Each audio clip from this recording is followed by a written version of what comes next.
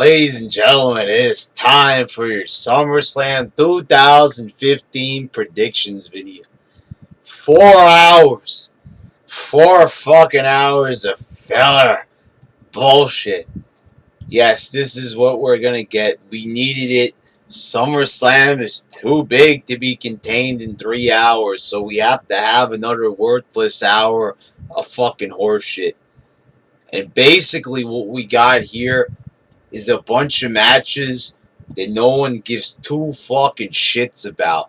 This is like a card full of jobber nonsense. This is supposed to be the second biggest show of the year after SummerSlam, and according to some of the language I've been hearing, the match being too big for WrestleMania, SummerSlam sounds like it's the top show. So yeah. Anyway, here are my predictions. Team PCP, because that's exactly what it sounds like. Yeah, they were worried about the submission sorority being named after a fucking porno. Well, how about Team PCP?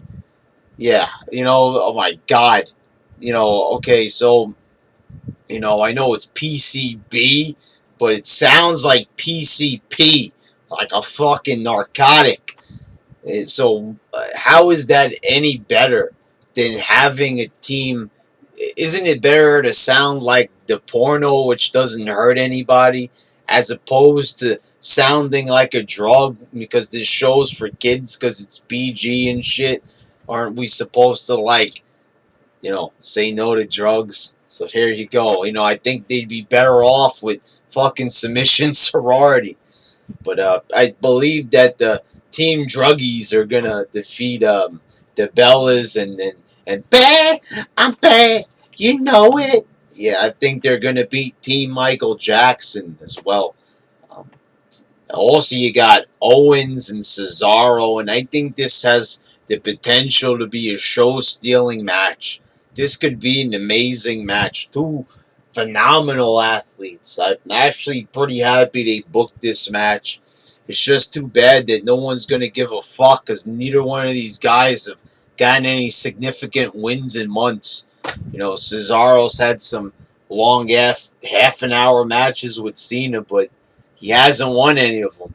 So no one this match could feel important, but it doesn't, and it would make it better. And sure, it's going to be a good match wrestling-wise, but story-wise, it could have been a lot better. And I think Owens will beat Cesaro. Neville and fucking jobber-ass Stephen Amell, the TV jobber, will defeat Stardust and Barrett in a ridiculous fucking match that should have never been on this pay-per-view.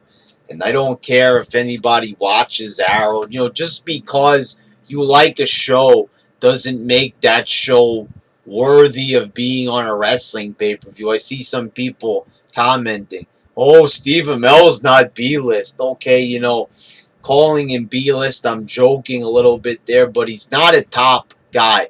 This ain't no George Clooney. This isn't Brad Pitt. It's not Leonardo DiCaprio. It's not Ryan Reynolds. It's not it's not Jared Leto. You know what I mean? It's not a big top Hollywood celebrity. It's just Steve Amell, a guy known for one show, and that is it. And I know that this is because they're trying to keep with the theme, but wouldn't it have been better to have Hugh Jackman, who's Wolverine, who actually is an A-list actor? See, that's all I'm saying. If they were going to do a celebrity appearance, do somebody that, people are going to care about. Otherwise, what is the point of doing it? If nobody cares, see, this is where the YWC is very selfish. They want to see shit that they individually want to see, but they don't care about everybody else and how it looks, because just so you watch Arrow and you like that show, that means it's the best thing ever. Even if I watched Arrow, even if I made that example, I said I used to watch, how about this example? I watched Gotham. Now, if we got the guy who plays Gordon to be there, I'd still say he's B-list because he's only on that one fucking show. If they got him to come in there, that wouldn't have made sense either. Anyway, I think Neville and Stephen Amell will obviously win. It's pretty fucking obvious. I think the primetime players will retain in the fatal four-way match against the Lucha Dragons, the Matadors, and New Day. You know, they could have Lucha Dragons pull out the surprise win, but if they do that, again, it wouldn't make much sense because they really haven't given you a chance to really appreciate the Lucha Dragons. You know, they were trying to do some cool stuff in the Elimination Chamber, but Michael Douchebag Cole was too busy not saying fucking shit during that match, not even calling the spots. As I said, they completely blew any chance they had at making them look good. You know, because the Dragons would be good tag champs. They're good athletes, but, you know. And once again, no one cares about primetime players as tag champs. As they said, it's a real shame because Titus O'Neil has a lot of charisma, you know, but no one cares about this team. And Darren Young is a waste of fucking oxygen. He really is. Then you have Roman Reigns and Dean Ambrose, and I believe they'll defeat the Wyatts, Luke Harper, and Bray Wyatt. Now, thing about this match is like it's an incomplete match. It's like the Shield versus the Wyatts, but except there's no Seth Rollins or Eric Rowan, and they've done this match 1,000 times already in the past. Now, here's my question. Don't you notice that these are guys that have failed to move on? You know, Roman Reigns has failed in his singles career. So is Dean Ambrose and Bray Wyatt and Luke Harper. And that is not due to the talents of those wrestlers, but due to bad booking. Well, Roman Reigns is a different story. He sucks fucking cock. But, you know, that's neither here nor there. It's not my point. But, you know, the thing is, don't you see what they're doing here? They can't get them away from the previous factions. So they're finding ways of trying to grasp at straws and try to, you know, make it feel like the old days before they broke up those two teams. Well, you know, I don't really see the point of having a tag fucking match at this pay-per-view. I mean, this is all it is. It's just tag matches. Not only do we have a Divas tag match, not only do we have a tag title match, now we just have a normal tag match. And then you've got Steve Amell and Neville in a tag match. How many fucking tag matches are you gonna have? It's enough already. Got tag matches up the ass. My God. Get someone fucking backed up with tag matches. Take a fucking laxative to get all that shit out. My God. What a bunch of fucking shit this card is. There's like, 1, 2, 3, 4, 5, 6, 7, 8, 9, 10 matches. And like a quarter of them are tag matches. I don't get it. Like, this is tag match palooza. Is Teddy Long here? I mean, for God's sakes, it's enough already. I'm going to think that Reigns and Ambrose are going to win. I don't really see this match being that great for some reason. Then you have Rusev and Ziggler. This match was thrown onto the card at the last second for whatever reason. I don't know what Ziggler was doing. He was selling the injury, but, you know, not having him there made this Rusev shit boring as fuck. Anyway, I think Rusev will probably cheat to win. Probably will threaten Lana in some way, and Ziggler will be like, "Stop that!" And fucking Rusev will somehow beat him, I guess. He'll, like, kick him when he's not looking. Ryback will defeat Big Show and The Miz. Pretty fucking obvious. The Miz lost in 2 minutes on Raw. He ain't gonna win this shit. And Big Show better not win. That lazy fucking big fat motherfucker that should be retired. Don't even dare put the belt on him. But I don't think we need to worry. Pretty sure Ryback will retain. Like, that's a good thing. The lesser of the other evils, I suppose. We already said that one. Orton and Sheamus. What a classic match. You know how I feel about this match, guys. These guys are like Steamboat and Flair, Stone Cold and The Rock. These are classic matches. You know, they're hard fought matches between two guys that just disappoint. Now, Sheamus, I'm not that much of a hater of. Sheamus could be good sometimes, but Orton is just a fucking leech on this company at this point. He's got nothing better to do. All of a sudden, they, come out with this thing on the internet, RKO out of nowhere, and they take this as a cue to have, like, Orton do a lot of RKOs. And half the time, they ain't even out of nowhere. It's just Orton walking up to a guy and, that's all it is. It's not coming out of nowhere. Sometimes it's not even creative. It's him just being annoying, like last week in that triple threat match. You got two guys fucking just, working their asses off, doing moves, counters and shit. Orton's being lazy the whole match, comes in at the end, and that's it. He's the winner. Fuck that fucking bullshit. You just don't come in and do one move like a fucking Mama Luke and expect to win. That's fucking nonsense already. Get the hell out of here. I'm not tolerating bullshit like that anymore. And if they have a finish like that, the match automatically sucks. Half-assed RKO.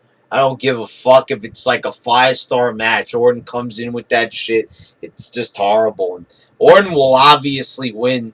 Sheamus, the Money in the Bank, he's gonna be world champion. But first, you gotta lose to you gotta lose to Orton about 10 times. This is exactly like Rollins and Ziggler with Cena, as I've been saying. It's the same thing. Oh, guys, you'll be world champion. Just hold on. You gotta lose a couple of times, like 73 times to some fucking goof that ain't even that talented. Then it's going to be Cena and Rollins, title versus title. Now, Cena has stripped Rollins of all his dignity in a fucking ass backwards promo on Raw that made Rollins look like shit. Look at my Raw review if you want to see my opinions on that disgusting fucking promo that made me sick to my stomach. This fucking match is pretty obvious with the result. I hope to God on the shiniest of stars and the Solaris of the universe, or whatever the fuck that shit's called. I hope that they have like Rollins cheat to win in a heel fashion. That would be awesome. But I feel that deep down, Cena will win the 16th time, world championship, and it's gonna be Cena and Ric Flair sitting in a tree as two fucking 16-time champions, except Cena, no matter how hard you try, even if you do it in actuality, have 16 world titles, it still won't mean the same thing as Ric Flair's 16 world titles. You're not Ric Flair, you're Cena, and you suck cock, okay? So there you go. And then, in the main event, you got Undertaker, Brock Lesnar. Anyway. I think that Kane is going to return.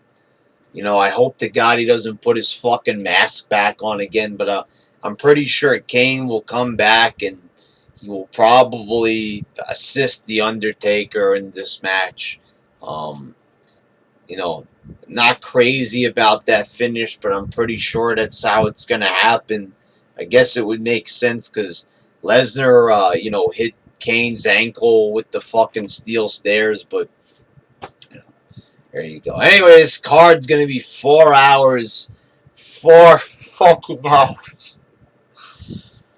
Oh god, I'm not even gonna like half this shit, or 3/4 of it, or really any of it. The only match that I really am excited to look at is like Cesaro and Owens for the athleticism. Taker and Lesnar, yeah, a little bit, but I'm not like, oh my god, I gotta see it. No, it's not that way at all. It's like, alright, I'll watch it. It's a little interesting. But, that's about it. Just, I don't know where the hell they got the idea to fucking do 4 hours.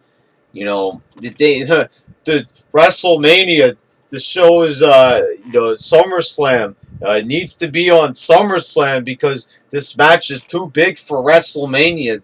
That fucking quote doesn't even make any sense.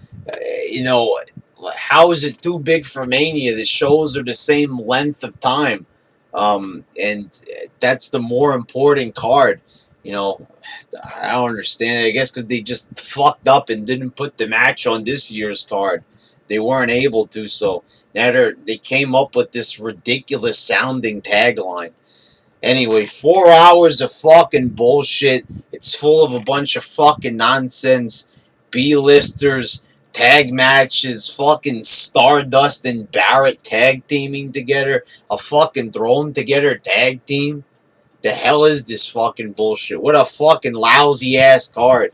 They're gonna need, all the fucking energy in the world, like building a big ass spirit bomb to make this fucking show even passable. Because this looks like a fucking mess. Now I know Mania turned out to be a good show, even though it looked like a mess, but that was because it was Mania Magic. Ooh, I don't know, but anyway, I guess if they try hard enough, you could make anything seem at least decent. But I don't know. This card, they don't even seem like they give a fuck with half of it. You know, at least you could say that some of those matches were like high-profile matches at Mania. But these, the fucking Steve Amell and Neville, those don't look like big time matches. They look like fucking disasters waiting to happen. Anyway, there you go. There's your prediction.